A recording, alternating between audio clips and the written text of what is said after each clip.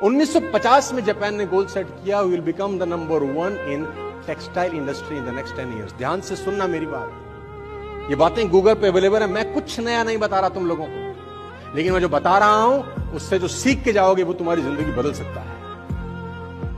In 1950, Japan set a goal to become number 1 in textile industry। Madam इसको बंद कर दो मोबाइल को। नंबर 1 इन टेक्सटाइल इंडस्ट्री 1950 में।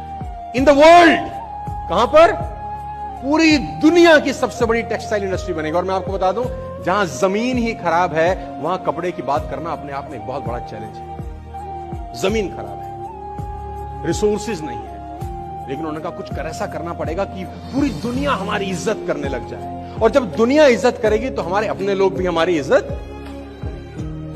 तो let's make world proud on us.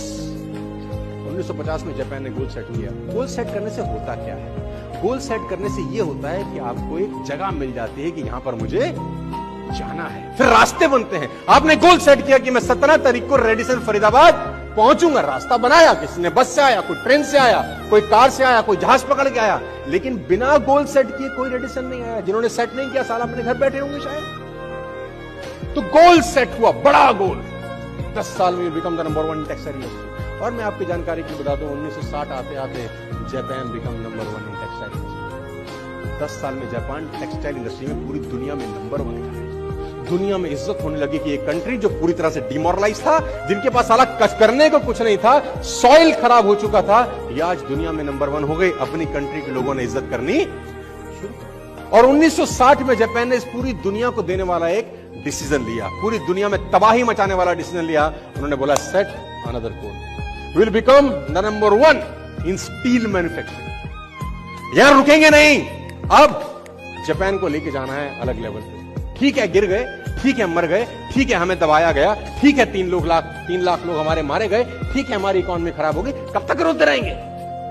निकलते हैं बाहर। 1960 में उन्होंने टारगेट लिया, गोल लिया कि become number 1 in textile industry, sorry in steel manufacturing in the next 10 years। और मैं आपको सबसे हैरान करने वाली बात बता दूं कि जो साइंस के स्टूडेंट हैं वो समझते हैं कि स्टील बनाने के लिए आयरन ओर और कोल की जरूरत होती है। विदाउट आयरन ओर और कोल आप स्टील नहीं बना सकते। और दिक्कत यह है कि जापान में ना आयरन ओर है ना कोल है।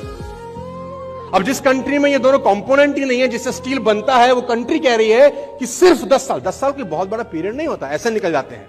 वो 10 साल में हम दुनिया में नंबर 1 स्टील बनाएंगे। कैसे बनाओगे? ना आयरन हो रहा है ना कोल है, वो इंपोर्ट करेंगे, कुछ करेंगे, रास्ते बनाएंगे। दिमाग चलना शुरू होता है जब आप गोल सेट करते हो। योर माइंड वर्क्स, तुम्हारा दिमाग तुमको खुद बताता है। अगले 10 साल उन्होंने कहा हम स्टील इंडस्ट्री में नंबर 1 बनेंगे। 1970 आते आते जापान बिकम नंबर 1 इन स्टील मैन्युफैक्चरिंग। रुके नहीं, उन्होंने बोला now will become number 1 in automobile sector in the next 10 years। 1980 आते आते हम इस दुनिया में सबसे बड़े ऑटोमोबाइल मैन्युफैक्चरर बन जाएंगे। और 11 साल के अंदर जापान बिकम नंबर 1 इन ऑटोमोबाइल सेक्टर। ये वो कंट्री की हालत थी जो दुनिया को लीड कर रहा था, इतना गिरने के बाद just because of one thing, without setting goals you will lead. कुछ नहीं कर सकते, जितना मर्जी आप में पोटेंशियल हो, आप जितना चिल्लम चिल्ली करें, हल्ला मचाएं, शोर मचाएंगे, मैं चांद पे घर बना लूंगा, कुछ नहीं होगा जब तक आप गोल